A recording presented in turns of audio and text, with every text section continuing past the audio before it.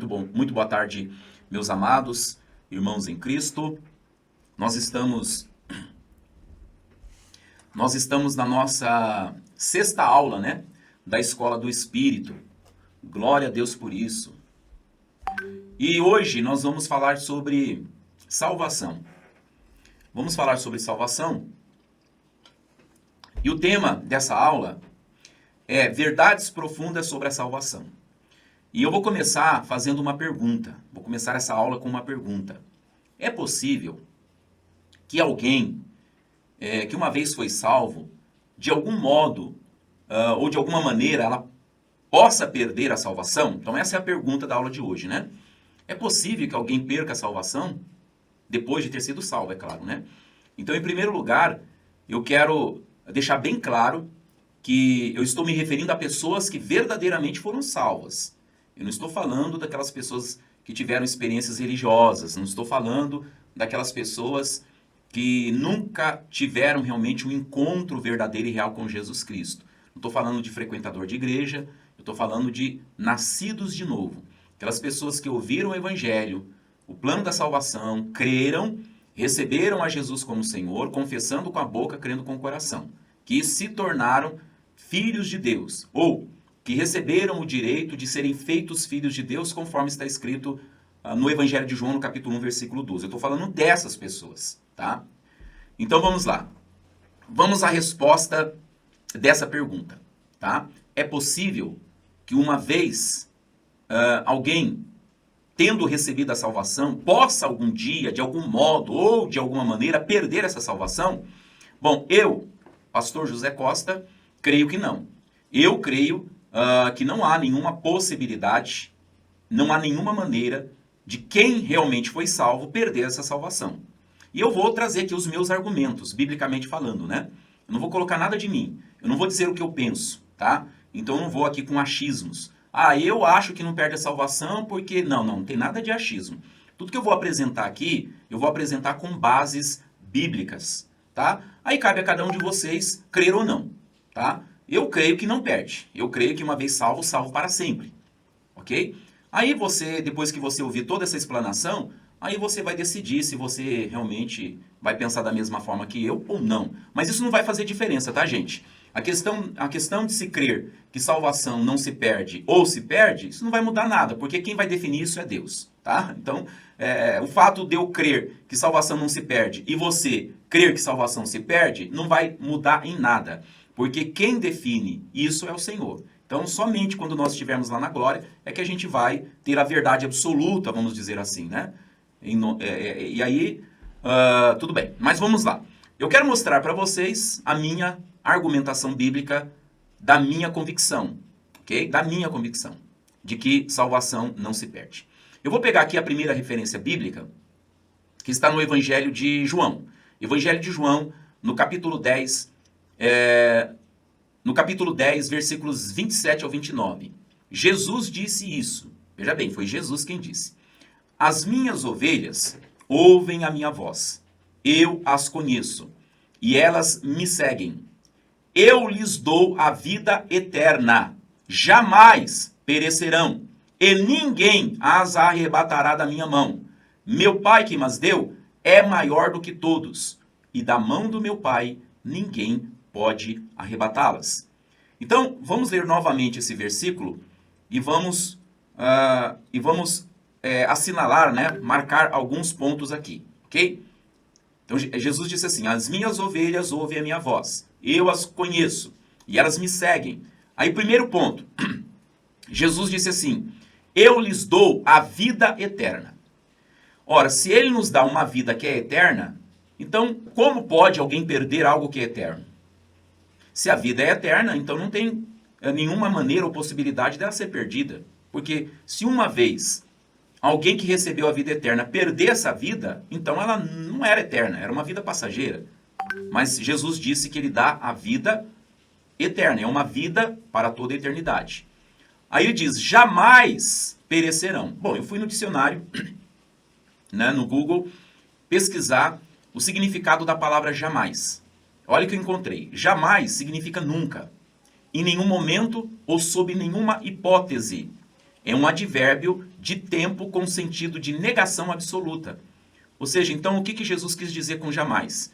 Ele disse assim: eu lhes dou a vida, nunca, nunca, em nenhum momento ou sob nenhuma hipótese perecerão. É isso que Jesus disse. E ele disse também, e ninguém, aí não precisa nem de dicionário, né? Ninguém, todo mundo sabe que ninguém é ninguém, absolutamente ninguém, as arrebatará da minha mão.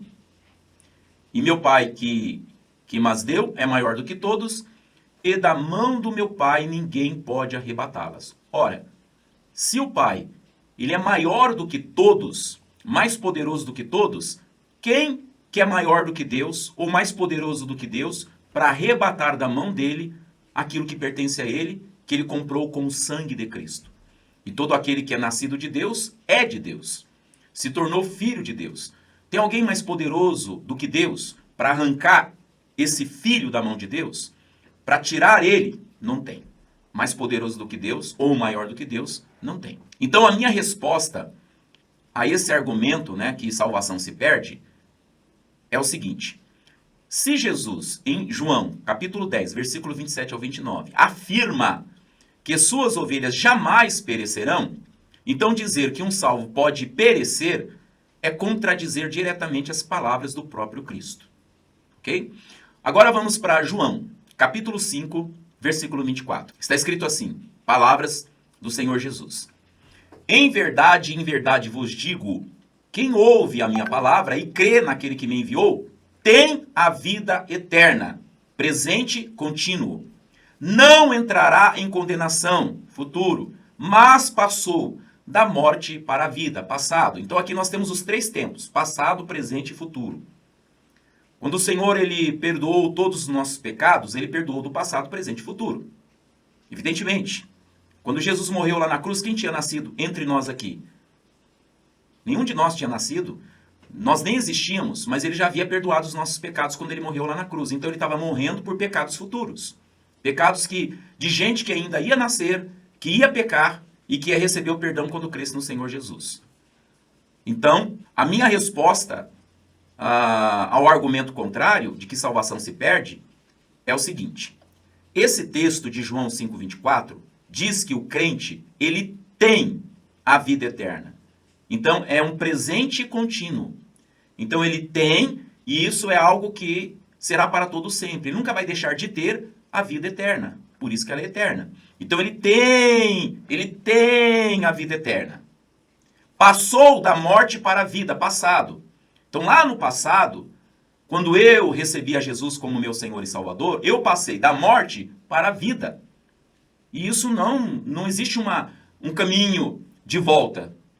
Se eu passei da morte para a vida, agora eu tenho a vida. A morte já não tem mais poder sobre mim. A morte espiritual, a separação eterna de Deus, não tem mais. Por isso que Jesus disse, aquele que crê em mim, ainda que esteja morto, viverá. Quem crê em mim nunca morrerá. Quem crê em mim nunca morrerá. E não entrará em condenação, aí o futuro. Então nós vemos aqui que no passado, quando nós entregamos a nossa vida para Jesus, nós passamos do estado de morte para a vida. No momento presente, nesse tempo presente, nós temos a vida eterna. E no futuro, não entraremos em condenação. Então a salvação foi feita no passado, permanece no presente e vai continuar no futuro. E isso não muda. Ok? Então, fazendo aqui a minha argumentação do contrário, eu posso dizer que o texto diz que o crente tem a vida eterna, ele passou da morte para a vida, ele não entrará em condenação, apresentando assim uma realidade já consumada. Não é uma realidade que vai se consumar, mas que já está consumada. Ou seja, não é uma condição provisória. Eu estou salvo hoje, mas amanhã eu não sei se eu vou estar salvo. Não. Eu estou salvo hoje e estarei para sempre. Por causa do quê? Por causa do que Cristo fez. O que Cristo fez foi suficiente, foi uma obra consumada, foi perfeita. Então, a partir do momento que crio no Senhor Jesus e o recebi como Senhor e Salvador, eu adquiri uma condição imutável, irreversível. Ok? Mas vamos lá, tem mais coisas. Agora vamos para Romanos, capítulo 8, versículo 1. Diz assim: agora, pois, já nenhuma condenação há para os que estão em Cristo Jesus. Então, qual seria a minha resposta ao argumento contrário? Vamos lá. Se nenhuma condenação resta para quem está em Cristo, então afirmar que um salvo pode voltar para a condenação seria acrescentar algo que o versículo não diz. Não diz. Mas tem alguns que podem dizer assim: tá, pastor, mas tem uma versão que diz assim: agora, pois, já nenhuma condenação há para os que estão em Cristo Jesus, que não andam segundo a carne, mas segundo o Espírito. Opa, então, essa tradução diz que não há condenação para os que andam no Espírito. Mas se alguém andar na carne, há condenação. Tá, nós temos que entender primeiro que só existe uma versão, até agora eu só vi uma versão da Bíblia que acrescenta isso aí. As outras versões não tem isso. Mas vamos considerar essa versão. Tá, então se Paulo disse que não há nenhuma condenação para os que estão em Cristo Jesus e que não andam segundo a carne, mas segundo o Espírito, que condenação que é essa? Porque Paulo não está dizendo aqui de forma específica. Mas muitas pessoas elas vão associar o quê? Ao inferno, né? Quando fala condenação, ela fala o quê? Inferno. Irmãos, mas nem toda palavra que aparece na Bíblia referindo-se à condenação, ou a palavra condenação, se refere ao inferno, ao lago de fogo, à segunda morte. Claro que não, gente. Claro que não. Por exemplo, o que se semeia na carne se colhe aonde? Na carne. Por exemplo, se um crente que foi liberto do vício do cigarro, crente, ele foi liberto do vício, mas aí ele tem uma recaída e ele volta a fumar. Aí eu pergunto, qual condenação ele traria para si mesmo se ele permanecer nesta prática do vício do cigarro? No caso, seria a perdição eterna, ou a condenação, né, para a perdição eterna, ou seria a condenação do próprio corpo dele? Ele está semeando aonde? No espírito ou na carne? Evidentemente que é na carne. Então, se ele está plantando na carne, ele vai colher da carne. Então, que condenação é essa? Paulo está falando que aquele que anda segundo a carne, ele vai trazer condenação para a própria carne dele, e não para o espírito. Porque o espírito já está salvo, já está recriado, tem a natureza de Deus, está intacto. O Espírito Santo está ali, ó, amalgamado ao espírito. A gente precisa aprender a separar espírito de alma e de corpo. Você pode trazer condenação para o seu corpo, sim. Se você, por exemplo, que nem eu dei esse exemplo aqui, se você fumar, você vai condenar o seu corpo a uma morte prematura. Como se costuma dizer, né? Cada cigarro fumado é um prego no caixão. Isso é verdade. Porque a pessoa que é viciada no cigarro, ela está se condenando, né, o corpo a ter um câncer de pulmão. Se você é um crente que bebe de forma não moderada, você está condenando, por exemplo, o seu fígado a ter uma cirrose, que pode te levar à morte. Então, essa condenação não se refere ao inferno, porque, por exemplo, se um crente que uma vez era viciado no cigarro, aí ele tem uma recaída e volta ao vício do cigarro, esse vício não vai levar ele para o inferno. Porque se o fato do crente fumar levar ele para o inferno, então a salvação nunca foi pela fé, nunca foi pela graça, sempre foi por mérito, sempre foi pela sua própria santidade. E nós sabemos que não é isso que a Bíblia nos ensina. A salvação é um dom à parte. É um dom à parte, que é dado ao Espírito, mediante a graça, que a gente recebe pela fé. Isso não vem de nós, é dom de Deus.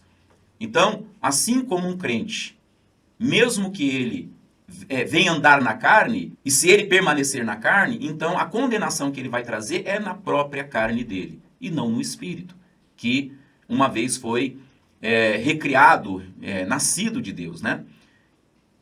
Mas aí alguém pode usar Gálatas 6, 7 ao 10, para tentar sustentar ainda essa má interpretação.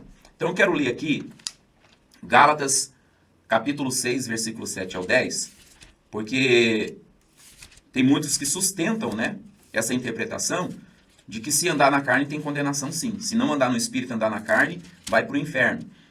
Então vamos ver. Então vamos pegar aqui Gálatas capítulo 6, versículo 7, e vamos ver o que realmente Paulo está dizendo aqui. Gálatas capítulo 6, versículo 7 até o 10. Não se deixe enganar. De Deus não se zomba, pois o que o homem semear, isso também ceifará. Quem semeia para a sua carne, da carne colherá destruição, ou corrupção, dependendo da tradução. Mas quem semeia para o Espírito, do Espírito colherá a vida eterna.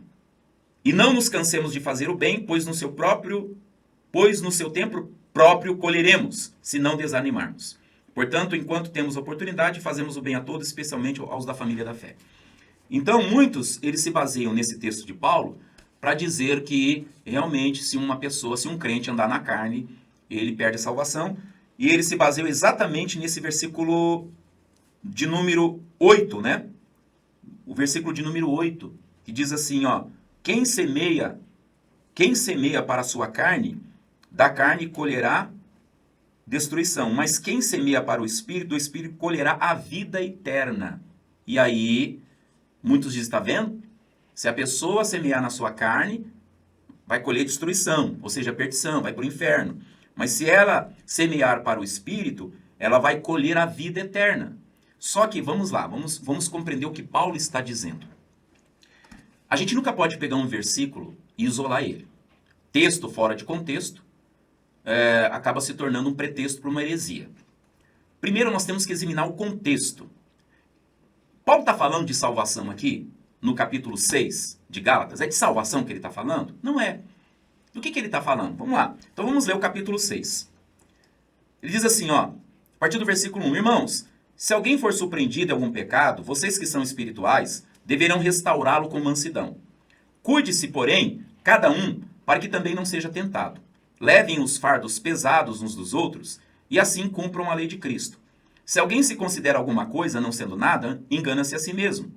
Cada um examine os próprios atos, e então poderá orgulhar-se de si mesmo, sem se comparar com ninguém, pois cada um deverá levar a própria carga. O que está sendo instruído na palavra, partilhe todas as coisas boas com aquele que o instrui. Então, veja bem que Paulo não está falando de salvação.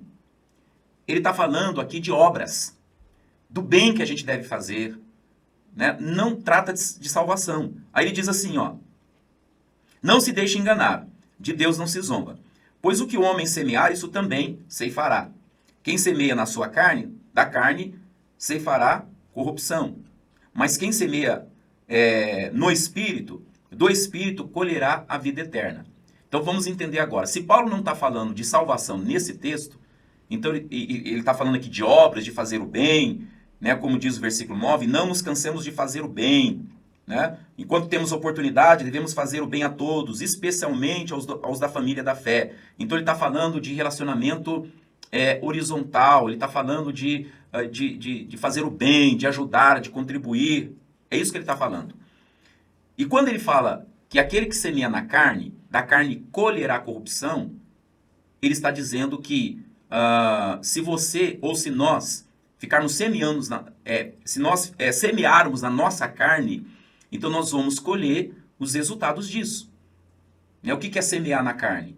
É quando a gente, por exemplo, não cuida, né, do nosso corpo, por exemplo, viver uma vida relaxada, no sentido, por exemplo, de se alimentar de forma inadequada. Então, você está plantando o que você pode colher depois.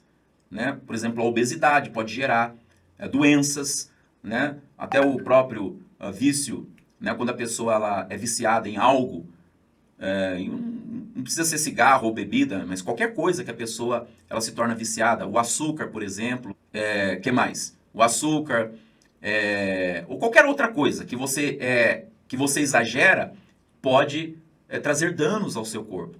Então é disso que Paulo está falando. Então nós devemos tomar muito cuidado para que a gente não deixe que a carne ela domine, ela faça de nós escravos, porque senão a gente vai acabar colhendo essa semeadura. Se eu, por exemplo, como muito lanche, bebo muita Coca-Cola, eu estou plantando no meu corpo o que no futuro vai gerar doenças, enfermidades, problemas no meu corpo, né? Por causa dessa falta de cuidado para com o corpo, né? E quando ele fala aqui de semear para o Espírito, semear no Espírito, porque se você semeia no Espírito, você colhe para a vida eterna. Entenda, gente, vida eterna não é salvação. A vida eterna é algo que você recebe e que você deve desfrutar disso. Eu vou explicar melhor para vocês entenderem. A vida eterna, ela é uma bênção que a gente adquire após a salvação. Então, todo aquele que é salvo, ele recebe de Jesus a vida eterna na sua salvação. E a vida eterna, como o próprio nome diz, vida. Então, a gente tem uma vida que ela é eterna. E essa vida que a gente recebeu de Jesus, ela tem muitos benefícios que nós devemos desfrutar. Nós devemos desfrutar.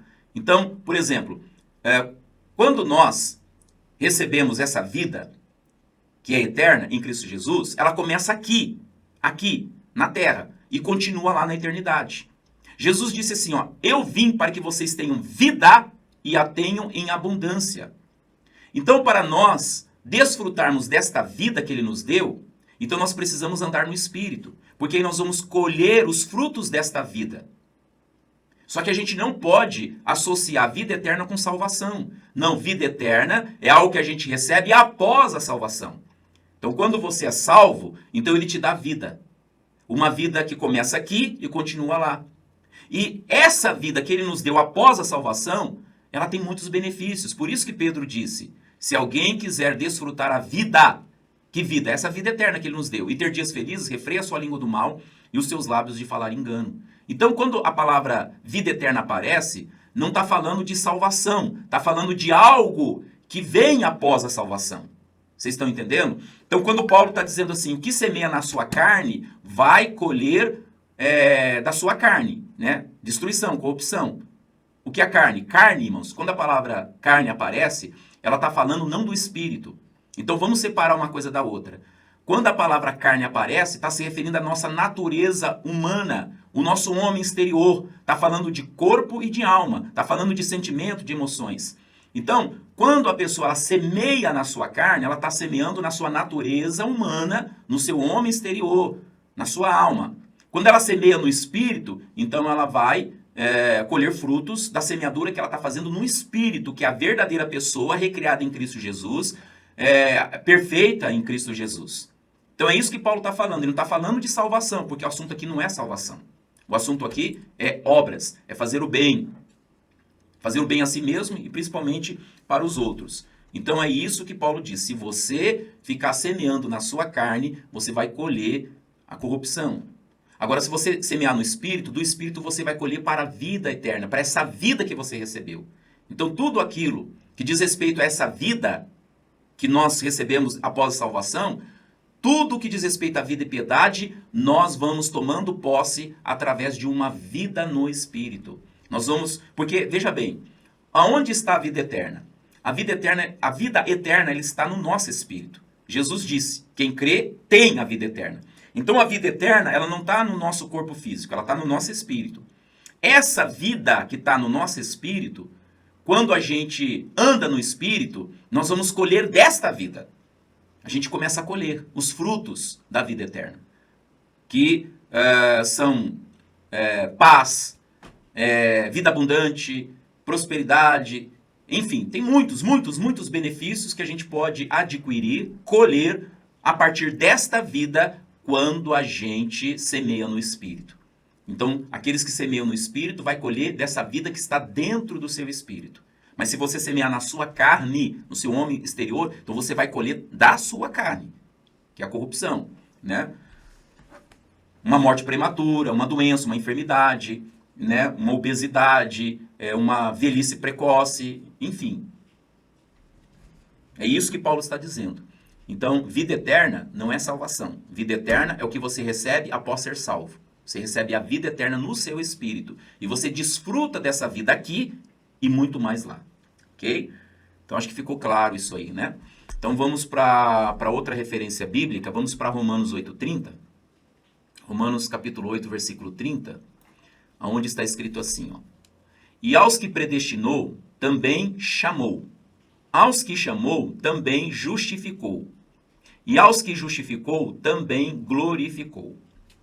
Então, irmãos, qual é a minha resposta ao argumento contrário em relação à salvação, se pode se perder ou não? Simples. Paulo, quando ele fala, né, aqui, vocês perceberam que ele está falando numa ordem em cadeia? A cadeia da salvação apresentada por Paulo não possui perdas no caminho, pois todos que foram justificados também serão glorificados. Então, Paulo ele apresenta essa ordem, ó. Primeiro, Deus predestina. E quando que isso aconteceu, né? Quando que isso aconteceu? Quando Deus amou o mundo de uma tal maneira que enviou seu Filho, segundo João 3,16, ele predestinou todos. Todos foram predestinados à salvação. Porque Jesus ele veio para morrer por todos. Ele não veio para morrer para alguns, mas ele veio para dar a sua vida para toda a humanidade. E ele fez isso, ok? Ele morreu por todos. Então, uma vez tendo morrido por todos, então ele predestinou todos à salvação. Mas predestinação não significa que a pessoa já está salva. Ela só está predestinada. Mas ainda tem algo que precisa vir após isso. É o que Paulo está dizendo. Primeiro é a predestinação. Isso Deus já fez quando ele enviou Jesus e Jesus morreu por todos. Então todos estão predestinados. Só que aí, para a pessoa ser salva, ela precisa estar em Cristo. Então o que Deus faz? Deus chama. Então primeiro ele predestinou, fazendo com que Cristo morresse por todos, predestinando todos à salvação. Aí agora ele está chamando. Como que ele chama? Através do Evangelho. Então todas as vezes que um pecador ouve o Evangelho, ele está ouvindo o chamado de Deus. Ou seja, é como se Deus estivesse dizendo assim para ele, pelo Evangelho: olha, eu dei a vida do meu filho por você. O meu filho morreu por você, para que você não vá para a perdição, mas para que você venha para a vida, para que você venha para mim. Então, a pregação do Evangelho nada mais é do que Deus chamando os pecadores para saírem das trevas para a sua luz, para sair do reino, do império, né? Do império das trevas para o reino de Cristo. Então é um chamado. Então sempre que um pecador ouve o Evangelho, ele está ouvindo um chamado. É Deus chamando ele para vir para a salvação em Cristo Jesus. Aí depois disso, aos que chamou e atendeu o chamado, também justificou. Então, primeiro Deus predestinou todos à salvação quando ele enviou Jesus e Jesus morreu por todos. Aí pelo Evangelho ele chama as pessoas para vir para ele. E aqueles que ouvem e atendem esse chamado e vêm para Jesus, aí ele justifica. Que aí vem a justificação. Né? Como aconteceu com a gente. Nós éramos pecadores, mas nós estávamos predestinados à salvação porque Jesus já havia pago o preço para a nossa salvação. Ele tinha morrido por nós, então ele nos predestinou. Só que agora, para que a gente pudesse verdadeiramente ser salvos, precisávamos depois ouvir o chamado. E todas as vezes que o Evangelho foi pregado para nós, foi um chamado de Deus. Eu não aceitei Jesus no primeiro chamado, mas Deus é tão misericordioso que ele continuou me chamando. Eu ouvi o Evangelho uma vez, 2 vezes, 3 vezes, eu não sei quantas vezes eu ouvi até aceitar, eu não fiz as contas, mas eu posso garantir que não foi no primeiro chamado, nem no segundo, nem no terceiro. Foram várias vezes que eu tive a oportunidade de ouvir o Evangelho e aceitar esse chamado. Até que chegou um dia, pela bondade e misericórdia de Deus, que eu abri o meu coração e aceitei esse chamado e vim para Jesus. Quando eu vim para Jesus e o recebi no meu coração, então eu fui justificado. Agora só está faltando uma coisa, a glorificação, que vai acontecer no arrebatamento. Então, eu estava predestinado como pecador, ouvi o chamado, respondi esse chamado em um certo tempo, e quando eu respondi esse chamado e vim para Jesus, ele me justificou, hoje eu sou declarado justo pela minha fé, e agora o próximo passo é a glorificação. Então, é essa cadeia. Aos que predestinou, também chamou, aos que chamou e atendeu o seu chamado, ele justificou, e aos que justificou, ele também glorificou. Então, nós estamos nessa cadeia. Então, durante esse processo, não há perda. O processo de salvação, ele começa na predestinação e conclui na glorificação. Ou seja, nós fomos salvos no espírito, estamos sendo salvos na alma e vamos ser salvos no corpo quando o nosso corpo for transformado em um corpo glorificado. Aí completa totalmente a obra da salvação. Então, eu posso dizer que a cadeia da salvação apresentada por Paulo não possui perdas no caminho, pois todos os que foram justificados também, todos os que foram justificados também serão glorificados. Isso é fato, né? Vamos lá, Romanos capítulo 8, versículo 38 e 39. Porque estou bem certo de que nem morte, nem vida, nem anjos, nem principados, nem coisas do presente, nem do porvir, nem poderes, nem altura, nem profundidade, nem qualquer outra criatura poderá separar-nos do amor de Deus que está em Cristo Jesus, nosso Senhor. Então, qual é a minha resposta em relação ao argumento contrário? Simples. Se nenhuma criatura pode nos separar do amor de Deus, então não existe base nenhuma nesse texto para afirmar que a própria pessoa teria essa capacidade de se perder. Não tem. Se nem anjos, nem a própria morte pode nos separar, nem principados. Então você acha que a gente vai fazer isso? Nós vamos nos separar? Não. Por quê? Por que é impossível da gente separar do amor de Deus? Por um simples fato, gente. Quando Deus nos amou, Ele nos amou quando nós ainda éramos pecadores. Então pare e pense. Se Deus nos amou, e nos amou de uma forma muito profunda, ao ponto de não negar o seu próprio Filho, e Ele fez isso quando nós éramos pecadores, quando nós estávamos mortos em nossos delitos e pecados, quando nós éramos inimigos de Deus. Se Ele assim nos amou, de forma tão profunda, ao ponto de entregar a vida do Filho, do único Filho, quanto mais agora que nós somos filhos dele. Então, por que é impossível de nos separar do amor de Deus? Porque o amor de Deus por nós, ele é incondicional. Ainda que a gente não ame, ele vai nos amar. Porque quando ele nos amou, quando nós éramos pecadores, nós não amávamos a Deus. Muito mais agora que somos seus filhos, aí que ele vai continuar nos amando sempre. Então a palavra de Deus, ela diz que antes que nós amássemos o Senhor, ele nos amou primeiro. Então não é o nosso amor por ele é que vai nos dar a garantia ou o direito da salvação. Não, é o amor dele por nós que garante a nossa salvação. Nós somos salvos por causa do amor dele por nós, não por causa do nosso amor por ele. Então nós não podemos pensar assim, só serão salvos quem ama a Deus. Não, serão salvos todos aqueles que Deus ama. E Deus amou a todos, ok? Independentemente se a pessoa era santa ou era pecadora, ele amou a todos. Ele demonstrou esse amor. E é claro que para a pessoa receber a salvação, ela tem que crer. Isso é a única condição imposta para a salvação, é a pessoa crer de todo o coração e receber Jesus. Uma vez tendo feito isso, irmão, se mesmo quando nós éramos pecadores, ele já havia nos amado, agora que somos filhos, muito mais. Então, nada poderá nos separar desse amor. Você pode até separar-se de Deus pela sua própria vontade, deixar de amar a Deus e voltar a amar o mundo, voltar a amar o seu próprio ego, voltar a amar as coisas referentes a esta vida, mas Deus nunca vai deixar de te amar por isso. E um exemplo claro é a parábola do filho pródigo. Quando é que o pai deixou de amar o filho? Quando o filho estava na casa do pai, o pai o amava. Quando ele resolveu deixar a casa do pai e se aventurar no mundo, o pai continuou amando. Ele não amava mais o pai. Ele desprezou o pai. Ele foi para longe do pai. Ele desperdiçou todos os bens que o pai havia dado para ele. Ele se contaminou com todo tipo de sujeira, prostituição e por aí afora vai.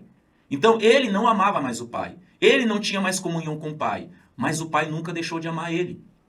O pai nunca deixou de amá-lo. O pai continuou amando incondicionalmente. E aí quando o filho ele volta para a casa do pai, o pai estava ali de que maneira? Com um chicote na mão? Não. O pai estava de braços abertos para recebê-lo. Então o que a gente entende? A gente entende o seguinte: se nenhuma criatura pode separar, né, aquele que é crente, né, o crente, do amor de Deus, então não existe nenhuma base nesse texto para afirmar que a própria pessoa teria essa capacidade. O filho pródigo não teve a capacidade de se afastar do amor do pai, porque o pai continua amando ele. E quando ele volta para a casa do pai, o pai o recebe com o mesmo amor quando ele ainda estava na casa do pai. Mas aí alguém pode dizer assim: tá, pastor, mas e se o filho, suponhamos que o filho não voltasse para casa e morresse? né, como algumas pessoas pensam. Isso o desviado. A pessoa saiu da comunhão, deixou a comunhão com Deus, foi para o mundo e morreu subitamente, num acidente, ou deu ali um, sei lá, piripaque no coração, né, um infarto fulminante, ele morreu. Mesmo assim ele vai ser salvo? Não, ele não vai ser salvo. Ele sempre foi salvo. Só que aí, irmãos, a gente precisa entender uma coisa. Veja bem. E é isso que muitas pessoas não param para pensar. Tá, se uma pessoa ela tá desviada, ela desviou, tá? Foi pro mundão. E aí não deu tempo para ela voltar para a igreja, mas ela morreu subitamente no acidente. Ou ela teve um infarto fulminante e morreu, estando nessa condição de desviado. Mas quem pode afirmar que essa pessoa não tinha sido antes levada ao arrependimento? Irmãos, o Espírito Santo habita nela, independentemente se ela abandonou a comunhão, o Espírito Santo não deixa, ela não abandona quem é filho. Ela pode até, né, ter morrido de forma súbita num acidente ou tendo um infarto, mas você pode afirmar se Deus não teve ali um contato com ele antes dele morrer? Ninguém pode afirmar isso. Quer ver? Eu vou mostrar para vocês isso na Bíblia, tá? Romanos capítulo 2, versículo 4. Romanos capítulo 2, versículo 4 diz assim, ó. Romanos 2, 4. Ou será que você despreza as riquezas da sua bondade, tolerância e paciência, não reconhecendo que a bondade de Deus o leva ao arrependimento? Então a gente não pode julgar, pensando assim, o fulano desviou, foi para o mundão e bateu o carro e morreu na hora. Ou teve um infarto fulminante, foi para o inferno. Mas você não sabe que antes daquele acidente acontecer, ele pode ter sido levado ao arrependimento pelo Espírito Santo. Naquele momento ali, o Espírito Santo pode ter trazido à mente dele, ao coração dele, um lapso de sobriedade e levado ele à tristeza. E naquele momento, ele pode ter se arrependido e ali aconteceu o acidente e morreu. Ou seja, ele morreu logo após o arrependimento. Ou o coração dele parou de bater logo após o arrependimento. E sabe por que eu falo isso? Porque olha o que diz Mateus capítulo 7, versículo 9. Olha o que diz Mateus capítulo 7, versículo 9. Diz assim, ó. A 11. Qual de vocês, se o filho pedir pão, lhe dará uma pedra? Ou se pedir peixe, lhe dará uma cobra? Se vocês, apesar de serem maus, imperfeitos, sabem dar boas coisas aos seus filhos, quanto mais o Pai Celestial, que está nos céus, dará coisas boas aos que lhe o pedirem. Então, a palavra está dizendo aqui que nós que somos maus pais, imperfeitos, nós sempre queremos o bem para os nossos filhos.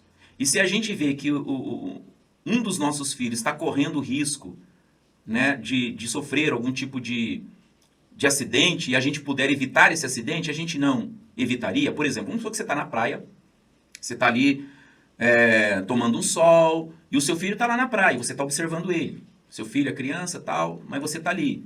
De repente você observa que apareceu um tubarão que está um pouco distante, mas está indo na direção do seu filho. O que você faz? Você não corre para tirar o seu filho do mar para que ele não seja pego pelo tubarão?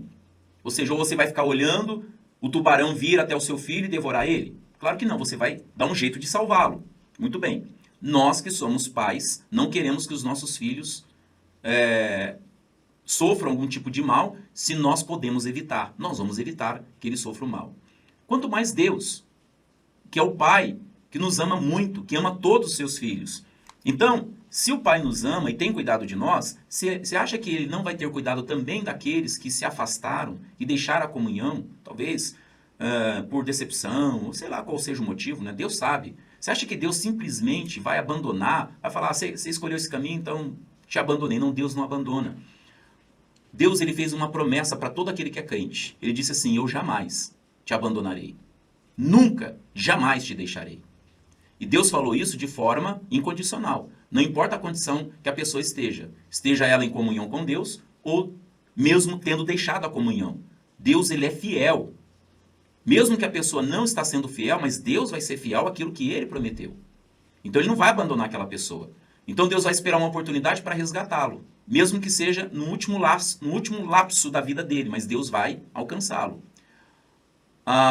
Quando Jesus ele conta a parábola do bom pastor, ele não está falando de pastores daqui da terra, não. Ele está falando de si mesmo. Quando Jesus fala assim, que havia um aprisco e nesse aprisco tinha 100 ovelhas. Esse número 100 ovelhas se refere à plenitude de todos aqueles que são de Cristo. Se refere à plenitude. E ele, então, vai contar as ovelhas. E contando, ele conta 99. Então, ele nota que uma está faltando. O que ele faz? Ele fala, uma não faz muita diferença, não. O importante é que a maioria está aqui. Não. Ele deixa as 99 aonde está, no lugar seguro, e ele vai ao encontro da perdida e a resgata. Então, veja bem, tanto na parábola do filho pródigo, nós vemos, irmãos, que o filho ele foi resgatado. Ou seja, ele voltou para a casa do pai. Quando ele estava ali, numa situação, que o levaria à morte, ele teve um lapso na sua consciência de sobriedade que o levou ao arrependimento para que ele deixasse aquela vida e voltasse para a casa do pai. Então Jesus não contou uma parábola de um filho pródigo que não voltou, ele contou uma parábola de um filho pródigo que voltou. Significa que todo aquele que se afasta, um dia ele vai voltar. E quando, presta atenção nisso, quando fala de voltar, não se refere a voltar para a igreja. Pode ser que aconteça, que ele volte para a igreja. Mas o voltar não é voltar para a igreja, é voltar para a comunhão com Deus, ou voltar para Deus. E isso pode acontecer em 1 segundo, apenas 1 segundo. E logo após isso, ela pode morrer. Mas ela volta. Sabe por que ela volta? Porque ela é filho, porque ela é ovelha. Então, na parábola, tanto do filho pródigo, quanto na parábola das 100 ovelhas, Jesus está provando que ele não deixa ninguém se perder. No caso do filho pródigo, houve um arrependimento. Veio ali nele um sentimento de tristeza que levou ele ao arrependimento para que ele deixasse aquela vida e voltasse para a casa do pai. Então, nós podemos dizer que isso é uma forma daquele que se desgarrou, que saiu da comunhão, voltar. Aí seria aquele que está voltando realmente para a igreja, voltando para a vida cristã ativa. Mas tem também aquele que é alcançado, né, pelo Senhor no último instante da vida dele, e ele tem ali um lapso de sobriedade, e ele se entristece, se arrepende, e logo após morre. Talvez num leito de hospital, ou talvez logo após isso num acidente, ou logo após isso numa parada cardíaca. Mas Jesus não deixou ele perder. Porque se Jesus deixar ele perder, como é que fica as promessas dele? Ele prometeu que não nos deixaria. Ele prometeu que aqueles que viessem até ele não lançaria fora. E todo aquele que o Pai havia dado a ele, não seria arrebatado das mãos dele e nem das mãos do Pai. Então, se alguém ou alguma coisa arrebatar aquele que já é de Jesus, arrebatar das mãos dele, arrebatar das mãos do Pai, então o Senhor, ele não foi fiel à sua palavra. Ele não cumpriu aquilo que prometeu. Vocês entenderam por que eu creio que salvação não se perde? Sabe por que salvação não se perde? Porque quem cuida da nossa salvação é o Senhor, não somos nós. Somos nós quem cuidamos da nossa salvação. Não sou eu que tenho que ficar cuidando, não, tem que cuidar da minha salvação, tal. Não, quem cuida é Ele. É Ele quem cuida de nós. É Ele quem cuida da nossa salvação. É Ele quem garante a nossa salvação. Não sou eu que tenho que garantir a minha salvação. Pela minha própria força, pelo meu próprio desempenho, ou pela minha própria santidade, não sou eu quem garanto. Quem garante a minha salvação é aquele que se tornou o meu sumo sacerdote, o meu grande sumo sacerdote, o meu advogado, o meu salvador. É ele quem garante que eu, uma vez tendo sido salvo, permanecerei salvo para sempre. Porque a garantia é ele quem dá, não sou eu. Nós vamos ver isso mais para frente. Espera que nós vamos chegar lá. Vamos continuar aqui. Efésios capítulo 1, versículo 13 e 14, diz assim: em quem também vós, depois que ouviste a palavra da verdade, olha só isso, Presta atenção, vou ler de novo devagar para você entender, para vocês entenderem. Em quem também vós, depois que ouviste a palavra da verdade, o evangelho da vossa salvação, tendo nele também crido, o que aconteceu? Fostes selados com o Santo Espírito da promessa, o qual é o penhor da nossa herança até ao resgate da sua propriedade. Acabou! Findou! Não tem mais como contestar, irmãos, que um crente perde a salvação. Meu Deus, olha o que a palavra está dizendo aqui. A palavra está dizendo que aquele que depois que ouviu a palavra da verdade, o evangelho, e creu no evangelho e recebeu Jesus, ele foi selado. Ele foi selado com o Espírito Santo, o qual é o penhor. Irmão, você sabe o que é penhor? Sabe o que é penhor? Penhor é quando você pega, por exemplo, você pega um objeto de valor. Um objeto de valor e você penhora ele. Ou seja, quando você penhora algo de valor, é porque você pegou algo, né? Por exemplo, você pega um dinheiro emprestado, você pega e penhora aquilo lá. Então, você só pode resgatar quando você quitar aquela dívida. Senão você não pode resgatar o que você penhorou. É que nem, por exemplo, o fiador, né? Quando uma pessoa não paga, então o fiador ele vai ter que bancar aquela dívida da pessoa que estava devendo. Então olha o que Deus fez. Gente, olha o que Deus fez. Quando a gente ouviu o evangelho e nós cremos no evangelho, nós recebemos a Jesus como Senhor, Deus ele nos selou com o Espírito Santo, mas ele não somente nos selou com o seu próprio Espírito, mas ele penhorou o seu Espírito. Ou seja, em outras palavras, de uma forma simples, Deus falou assim, em outras palavras, eu garanto para vocês que vocês que creram no Evangelho, vocês serão resgatados por serem a minha propriedade. E eu estou penhorando o meu Espírito como uma garantia de que eu vou fazer isso. Ele penhorou o Espírito. Ou seja, é como se Deus estivesse dizendo assim, se eu não cumprir a minha promessa, eu perco o meu espírito se perde. Eu tô colocando o meu espírito como uma garantia de que vocês vão ser resgatados, que vocês vão estar comigo. E Deus colocou o próprio espírito dele como uma garantia do nosso resgate. Irmãos, isso é tremendo. Então, como que um crente, ou como aquele que um dia ouviu o evangelho e creu, e foi selado com o Espírito Santo, e o Espírito Santo foi dado a ele como uma garantia de que Deus vai resgatá-lo, e Deus não vai resgatar? Peraí, mas e a garantia? Irmãos, Deus, ele que garantiu a nossa salvação, não somos nós quem garantimos. Não sou eu que falo assim, não, eu garanto a minha salvação. Não, eu não garanto nada. Quem sou eu para garantir? Se dependesse, se a minha salvação dependesse da minha garantia, eu estaria lascado, né?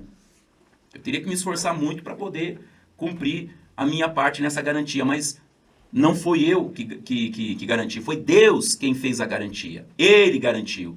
Ele garantiu penhorando o seu próprio Espírito, colocando o Espírito Santo como um selo.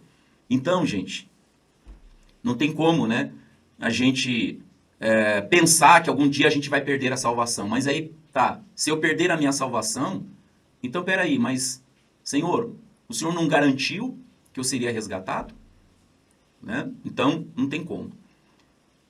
O Espírito Santo, nesse caso aqui, ele é apresentado como garantia da herança futura. É uma garantia divina. E se é uma garantia divina, não pode fracassar. A palavra de Deus ela não pode cair por terra, ela não pode voltar para ele vazia. Então, Deus, ele garantiu. Ele colocou o Espírito dele como penhor dessa garantia. Agora vamos para Efésios, capítulo 4, versículo 30, que também diz praticamente a mesma coisa, né? Efésios 4:30 está escrito assim, e não entristeçais o Espírito de Deus, no qual fostes selados para o dia da redenção. O dia da redenção está falando do nosso corpo, né? Não está falando do Espírito, porque no Espírito nós já somos redimidos. Mas o corpo não está redimido, né? O Espírito está redimido, o Espírito está salvo, está perfeito, mas o corpo não.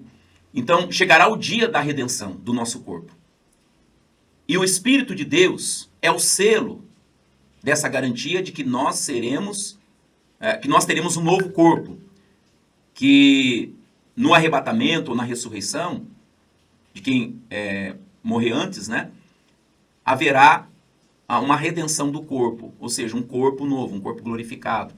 Então, o selo que a gente recebe no momento em que a gente é salvo, ele permanece até o dia da redenção, ou seja, até o arrebatamento da igreja. Deus ele não tira esse selo em hipótese alguma. A pessoa pode ter voltado para as práticas, né, do mundo, mas isso não vai tirar dele o direito de filho. Ele recebeu o direito de filho quando entregou a vida para Jesus, e esse direito não lhe é tirado. Então o que Deus vai fazer? Deus vai dar oportunidade para ele se arrepender.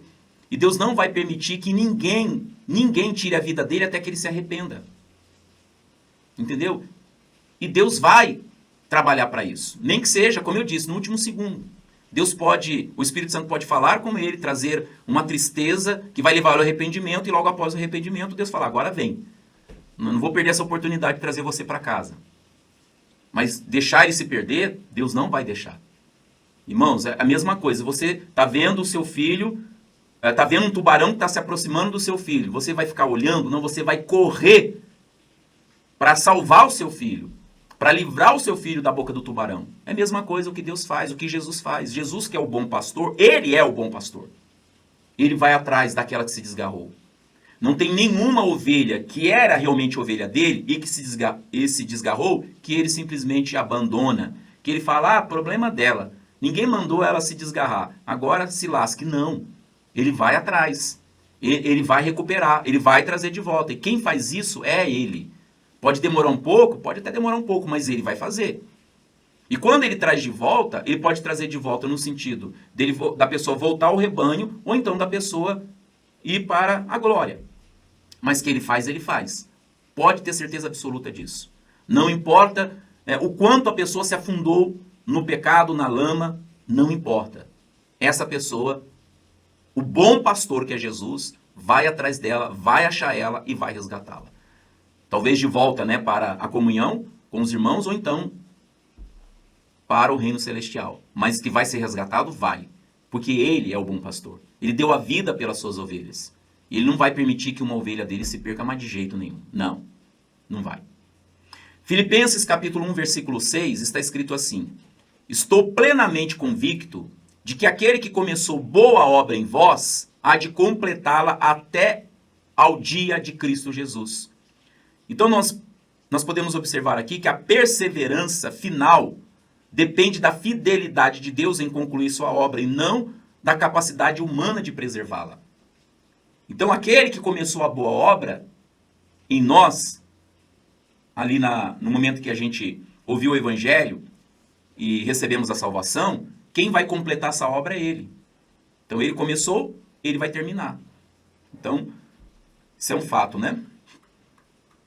Agora, Hebreus capítulo 7, versículo 25. Por isso também pôde salvar totalmente os que por ele se chegam a Deus. Então ele não salva temporariamente. Ele salva totalmente os que por ele se chegam a Deus, vivendo sempre para interceder por eles. Então nós observamos aqui, irmãos, em Hebreus 7:25, que Jesus ele não só salva totalmente, ou seja, se ele salvou o espírito, ele também vai salvar a alma e vai salvar o corpo. O espírito é salvo instantaneamente, a alma vai sendo salva e o corpo vai ser salvo no arrebatamento ou na ressurreição, mas ele vai salvar totalmente. Então Cristo não só salva totalmente, mas também intercede continuamente pelos seus. Então Jesus ele vive sempre intercedendo por nós diante do Pai. Então imagina, se ele intercede por nós, então com certeza o Pai não vai permitir que nenhum daqueles a quem Jesus está intercedendo perca a sua salvação e vá para a perdição eterna. Então podemos, sem dúvida alguma, afirmar que esta obra, que não é nossa, ou seja, de salvar totalmente, de interceder sempre, né? Essa obra que é do Senhor Jesus, ela não ficará incompleta ou sujeita ao fracasso. Eu pergunto para vocês, alguma vez Jesus fracassou em qualquer uma das missões ou da missão que Deus deu para ele? Jesus teve algum fracasso? Nunca. Se quando ele estava aqui na terra como um homem ele não fracassou, imagina agora, no estado que ele está glorificado, agora que ele voltou a ser Deus em todos os seus atributos, Se como homem limitado aqui na terra ele não fracassou, será que agora ele vai fracassar? Na missão dele de sumo sacerdote, de intercessor, será que ele vai fracassar? Não, ele não vai fracassar. Se a obra dele é nos salvar totalmente, então ele vai nos salvar totalmente. Se ele salvou o nosso espírito quando a gente creu, ele também vai salvar o nosso corpo. Jesus não fracassa, gente. Ele não fracassa. 1 de Pedro, capítulo 1, versículo 3 ao 5. Bendito Deus e Pai de nosso Senhor Jesus Cristo, que segundo a sua muita misericórdia, nos regenerou para uma viva esperança, para uma herança incorruptível, sem mácula, imarcessível, reservada nos céus para vós outros, que sois guardados pelo poder de Deus, mediante a fé, para a salvação, preparada para revelar-se no último tempo. Então, como nós que somos filhos de Deus estamos guardados pelo poder de Deus. Estamos guardados. A nossa vida é dele. Aleluia. Então nós podemos entender o seguinte: a herança, ela é reservada por Deus e os crentes são guardados pelo seu poder, mostrando que a segurança da salvação repousa na preservação divina e não na fragilidade humana. Então, irmãos, por que eu estou seguro da minha salvação? Independentemente de qualquer coisa. Por que eu estou muito seguro da minha salvação? Porque, irmãos, quem operou a salvação e quem mantém essa salvação é Deus, não sou eu. Não sou eu que tenho que manter a minha salvação pela minha própria capacidade, é Ele. Porque a partir do momento que eu entreguei a minha vida para Ele, a minha vida não é mais minha. Então, como que eu vou cuidar daquilo que não é meu? Como que eu vou cuidar daquilo que não está nas minhas mãos? Está nas mãos dele. Então, independentemente de qualquer coisa, a minha vida é dele. A minha vida está nas mãos dele. Então, é ele que vai cuidar de mim. Então, ainda que eu me afaste dele, ainda que eu até volte para o mundo, a minha vida continua sendo dele. Eu não deixo de ser propriedade dele. Então, se é dele, se eu sou dele, se eu sou propriedade dele, então vai chegar um momento em que ele vai me resgatar. Ele vai me trazer de volta. Ele vai fazer isso. Então, Deus não depende da minha incapacidade, da minha fragilidade. Ele depende da fidelidade dele, daquilo que ele prometeu. Enfim, né? Glória a Deus. Então, assim, resumindo, a gente tomar em conjunto, né, todos esses textos que foram apresentados, em uma linha consistente, a gente entende o seguinte: o salvo, ele recebe vida eterna. Quando ele crê em Jesus, ele recebe vida eterna. Essa vida eterna não está na carne, não está na mente, está no espírito. Ele é justificado, ou seja, ele é declarado justo. E essa declaração de justiça, de que é justo, é independentemente das obras, é independentemente do comportamento. Então, uma pessoa, quando ela recebe a Jesus e se torna uma nova criatura, ainda que ele esteja no pecado, ele ainda é justo. Porque o que faz dele justo não é o que ele está fazendo, ou o que ele vai fazer, é o que Cristo fez. Então, ele é justo. É um justo que se sujou. Mas Deus é poderoso para restaurá-lo, para lavá-lo, para purificá-lo, para trazê-lo de volta.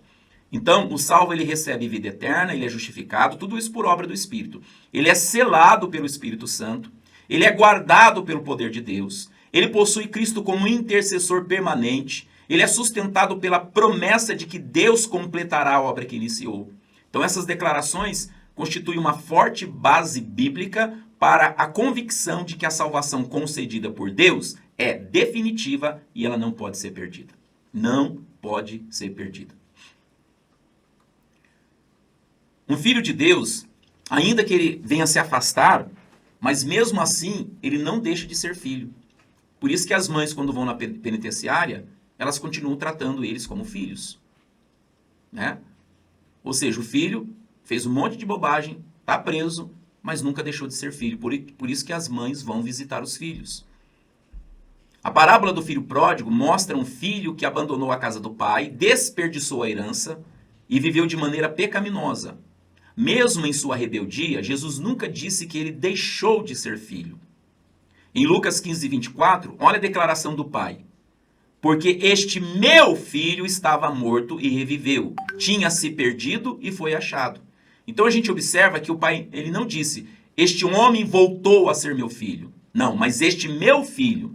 Então, filho, mesmo nas condições em que ele estava, ele ainda era filho. E quando o pai o recebe como filho.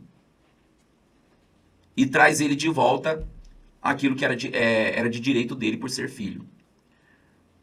Então, nós podemos entender nessa parábola que a comunhão ela havia sido rompida pelo filho, não pelo pai. O filho rompeu essa comunhão, mas a filiação permaneceu. Da mesma forma, um filho de Deus, mesmo que ele rompa essa comunhão com Deus, ele vai continuar sendo filho. E aí o que Deus vai fazer? Sendo ele o pai, ele vai disciplinar esse filho. Porque como ele continua sendo filho, então o pai vai discipliná-lo, o pai vai tratar ele. Jesus, como bom pastor, vai resgatar. Como um bom intercessor, vai estar intercedendo sempre por ele. Mas ele jamais será abandonado. Ele pode até abandonar, mas ele jamais será abandonado. Nunca um filho é abandonado. A fidelidade de Deus é maior que a infidelidade do homem. Paulo, em 2 Timóteo 2,13, ele escreve assim, se somos infiéis, ele não, ele permanece fiel. Ele permanece na fidelidade dele, pois de maneira nenhuma pode negar-se a si mesmo. Então a gente observa que o texto ele não diz que Deus será fiel apenas enquanto o homem for fiel. Se Deus regenerou alguém e fez dessa pessoa um membro do corpo de Cristo, negar definitivamente essa obra seria negar a eficácia do seu próprio ato.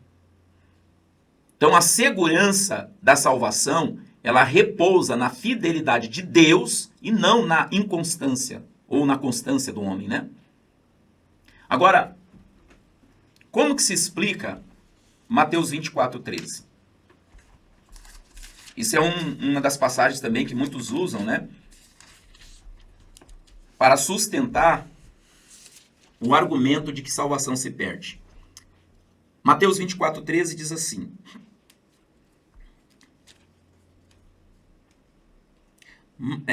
Eu vou ler o 10 para dar sentido, né? Naquele tempo, muitos ficarão escandalizados, trairão e odiarão uns aos outros. E numerosos falsos profetas surgirão e enganarão a muitos. Devido ao aumento da maldade, o amor de muitos esfriará. Aí o versículo 13 diz assim, mas aquele que perseverar até o fim será salvo. Aí o versículo 14 diz assim, e este evangelho do reino será pregado em todo o mundo, como testemunho em todas as nações, então virá o fim. Então muitos pegam o versículo 13, aí fora do contexto, e dizem assim, tá vendo? Para ser salvo tem que perseverar até o fim, porque a palavra está dizendo, ó, mas aquele que perseverar até o fim será salvo. Tá, mas espera aí.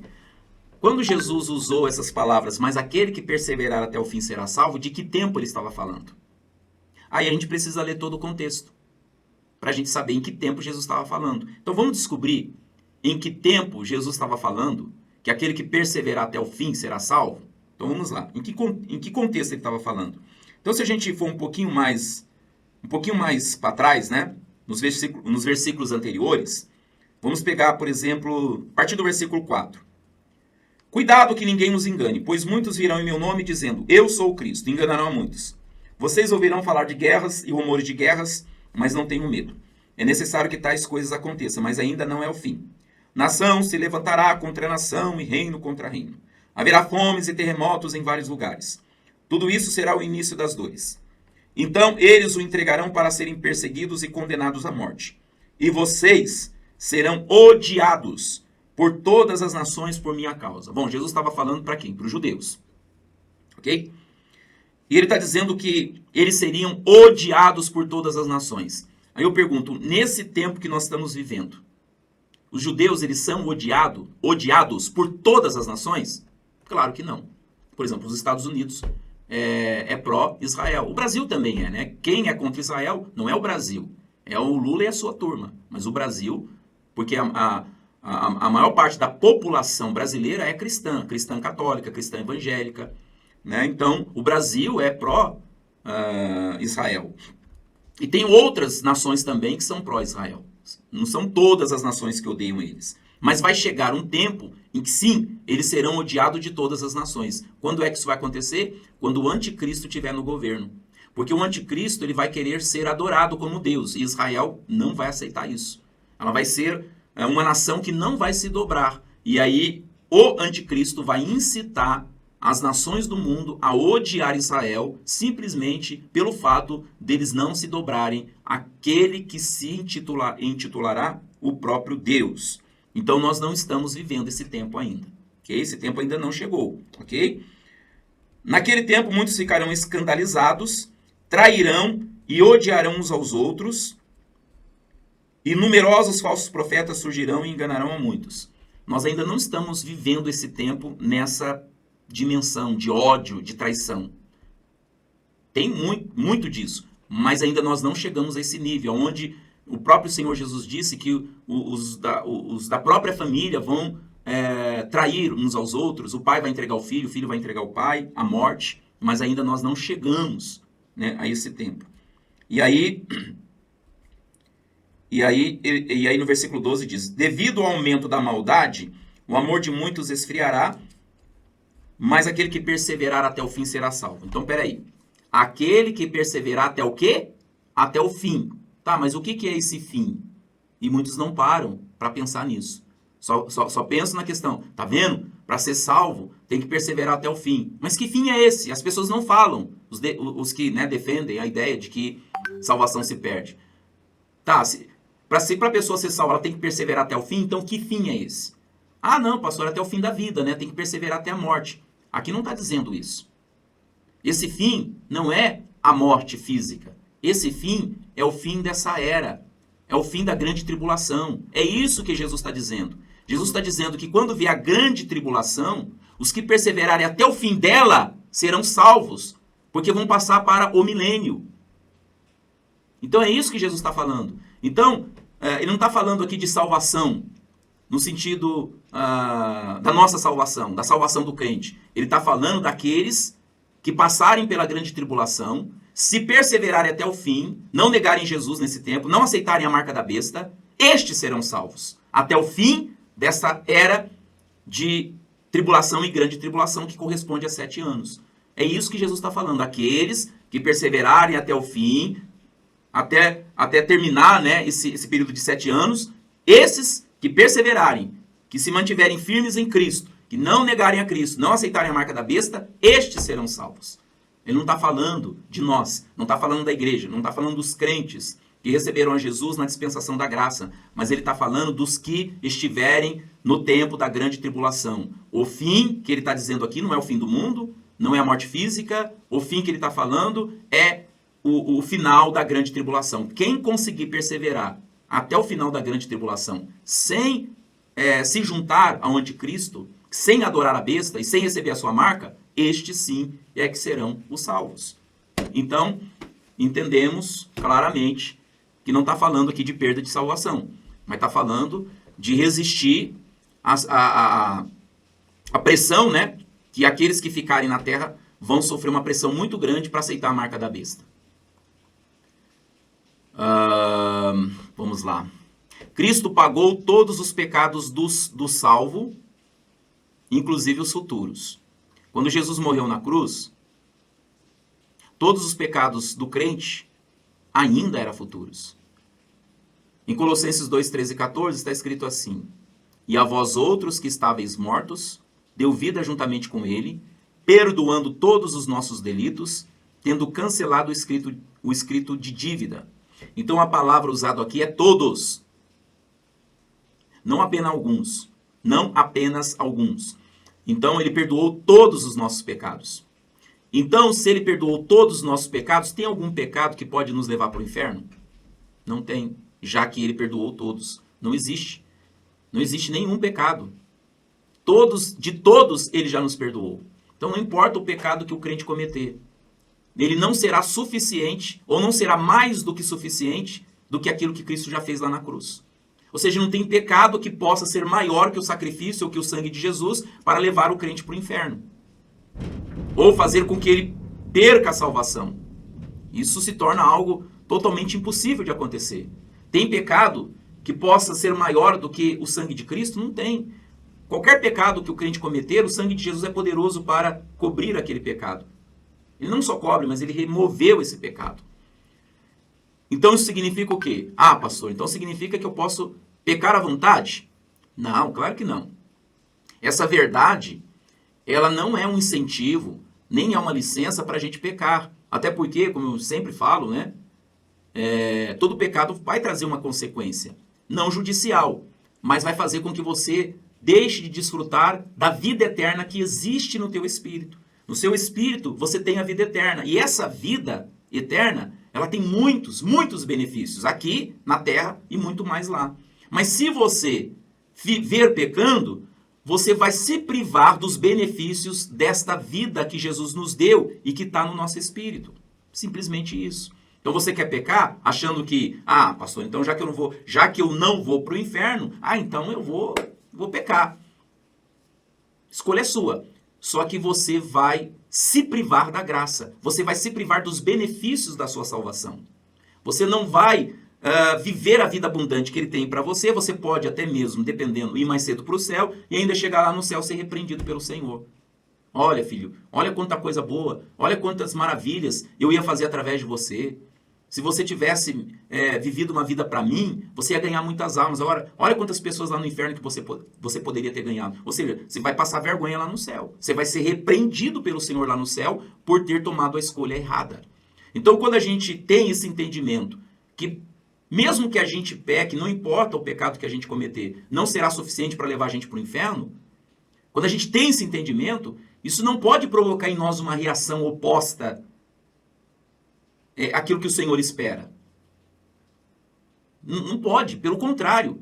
Quando eu entendo que não importa o que eu faça, a minha salvação está garantida, isso tem que fazer com que eu sirva ao Senhor mais ainda, eu fique mais apaixonado pelo Senhor. Por quê? Porque agora eu não tenho mais peso. Eu não tenho mais o peso da culpa, da condenação. Eu sei que se amanhã eu pecar, e não porque eu quero, mas por um acidente, por uma fraqueza, uma fragilidade, eu sei que eu posso correr para os braços do Senhor, que eu não vou encontrar Ele com um chicote na mão. Eu não vou encontrar Ele bravo, como o filho pródigo, que quando resolveu voltar para a casa do pai, ele não sabia como que ele ia encontrar o pai. Se o pai ia estar bravo com ele, decepcionado com ele, ele não sabia. Por isso ele estava com aquele pensamento: eu não sou mais digno de ser chamado filho, vou me humilhar e vou falar: pai, me faz pelo menos como um dos seus trabalhadores. E quando o pai se aproxima da casa e o pai o vê, o pai corre até o filho e o recebe como se ele nunca tivesse feito nada de errado. O pai não acusa, o pai não condena, o pai não joga nada na cara dele, mas o pai o abraça, manda matar o bezerro cevado, coloca o anel da família no dedo dele, manda colocar vestes novas. É isso que o pai faz. Então, quando a gente peca, a gente sabe que a gente pode voltar para Deus, que Ele vai nos aceitar sempre. E Ele vai nos aceitar de bom grado. Ele não vai nos castigar no sentido de falar: né? Então agora vou castigar você. Não, Ele não vai nos castigar. Ele pode fazer isso sim, se nós continuarmos teimosos. Se continuarmos sem arrependimento, vivendo uma vida carnal, aí ele pode sim aplicar o castigo, a disciplina. Mas será para o nosso bem. Mesmo assim, ele vai fazer para o nosso bem, nunca para o nosso mal. Aleluia. Então, se um pecado cometido depois da conversão pudesse cancelar a salvação, então Cristo não teria pago completamente essa dívida. O sangue de Cristo não cobre apenas os pecados passados, mas toda a culpa daquele que já foi justificado pela fé. Deus disciplina seus filhos em vez de expulsá-lo da família. Porque o Senhor corrige a quem ama e açoita todo filho a quem recebe, Hebreus 12:6. O texto continua dizendo que se alguém não recebe disciplina, é porque não é filho legítimo, mas se é filho, será disciplinado, consequentemente, se permanecer na rebeldia. Em nenhum momento o autor diz que Deus deixa de considerar seu filho como filho por causa do pecado. O castigo divino demonstra realmente que ele é filho. Deus corrige quem é filho e não os desabona, ou não, não é desabona, como é que fala? Deus, ele não tira a herança do filho, não deserda o filho, mas corrige o filho.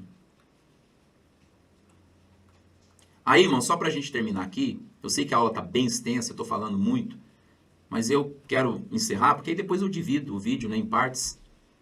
Mas eu quero fazer aqui algumas alegorias, né?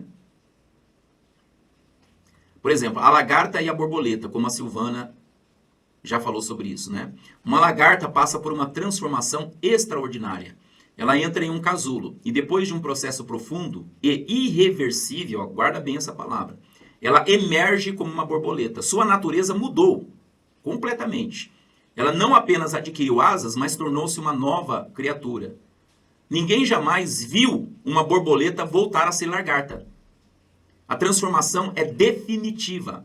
Da mesma forma, quando um pecador crê verdadeiramente em Cristo, ele nasce de novo e recebe uma nova natureza. Deus não apenas melhora a sua antiga condição, mas cria nele uma nova vida. Assim como a borboleta jamais regressa ao estado anterior, aquele que foi regenerado pelo Espírito Santo não volta a ser espiritualmente o que era antes, ou seja, não volta a ser pecador, não volta a ser aquela velha criatura. Aquela velha criatura morreu, ela não ressuscita mais. A salvação é uma obra de Deus, e aquilo que Deus cria não é desfeito por fraquezas humanas. A aplicação espiritual disso está em João, capítulo 1, versículo 12 e 13. Quem nasceu de novo recebeu uma nova natureza, porque nasceu de Deus e tornou-se filho de Deus, e por se tornado filho, tornou-se também herdeiro. Então, um filho ele pode perder a comunhão, mas não a filiação. Que nem um filho ele pode ser de casa. Um filho, como acontece muito, né? Um filho rebelde, principalmente, né, na sua adolescência, eu vou sair de casa. Ele sai. Mas quando ele sai de casa, ele deixa de ser filho? Não, ele vai continuar sendo filho. Mesmo fora de casa, mesmo não tendo mais comunhão com seus pais, ele continua sendo filho. Ele não vai deixar de ser filho. Em João, na primeira carta de João 3:1, diz assim: Vede, com grande amor nos tem concedido o Pai, a ponto de sermos chamados filhos de Deus, e de fato somos filhos de Deus. Outra alegoria, uma nota de R$200. Eu não tenho uma nota de R$200, bem que eu gostaria de ter aqui, né? Mas eu não tenho. Mas vou pegar uma que eu tenho aqui. Vamos supor que é uma nota de R$2, mas vamos supor que seja de 200. Mas ela tem o seu valor, é R$2. Vale pouco, mas ela tem o seu valor. Então se eu pego essa nota e faço assim, ó, ela perdeu o valor? Ela está toda amassada agora. Perdeu o valor? Não. Ela continua tendo o mesmo valor. Se eu jogo ela no chão, cuspo nela, piso nela, esfrego ela no chão, igual eu estou fazendo aqui agora, esfregando no chão. Aí eu pego ela. Agora ela está amassada, pisada, cuspida e suja. Ela perdeu o valor? Não. Ela continua tendo o seu mesmo valor. É exatamente assim que acontece com um crente. O crente ele pode ter sido amassado, pisado, como acontece com muitos, pode até ter se sujado, mas ele continua tendo o mesmo valor. Ele não perde o seu valor. Glória a Deus. Outra alegoria é a semente, né? Quando uma semente é lançada na terra, durante algum tempo ela fica ali, escondida, mas chega um dia em que ela rompe o solo, cria raízes profundas e cresce até ela se tornar uma grande árvore. Depois que a semente se transformou em árvore, ela nunca mais volta a ser uma semente. Então a sua identidade ela foi definitivamente alterada. Assim acontece com aquele que aceita Jesus. A palavra de Deus é plantada em seu coração e produz uma nova vida. E o que antes era apenas uma promessa torna-se uma realidade viva e frutífera. Pode haver tempestades, ventos fortes, períodos de seca, mas a árvore sempre vai ser árvore, ela nunca vai deixar de ser árvore por causa disso. Da mesma forma, aquele que foi salvo pode enfrentar lutas e até momentos de fraqueza, porém permanece pertencendo ao Senhor, porque a obra realizada por Deus é permanente.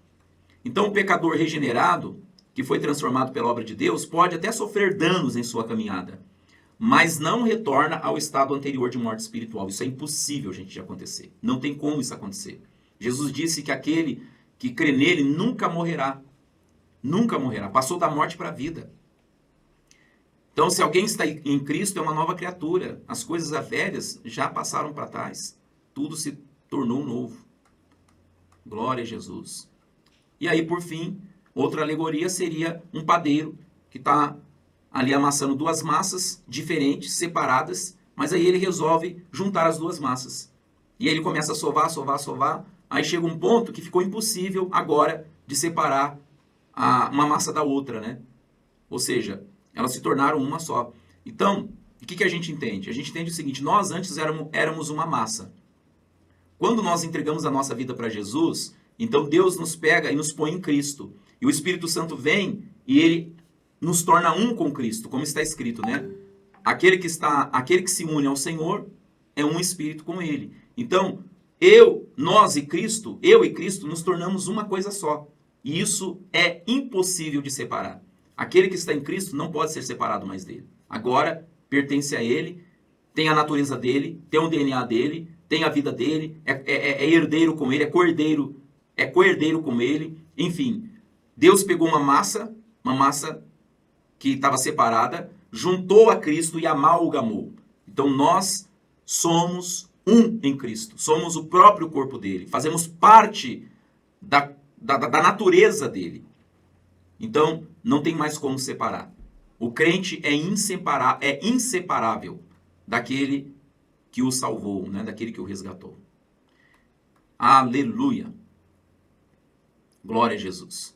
Então a nossa segurança, ou a segurança da nossa salvação, ela está em Cristo e não na nossa capacidade de preservar essa salvação, porque nós não temos capacidade de preservar nada. Quem preserva é aquele que deu a nossa salvação, é ele que preserva a nossa salvação e não nós na nossa própria capacidade. Amém, gente?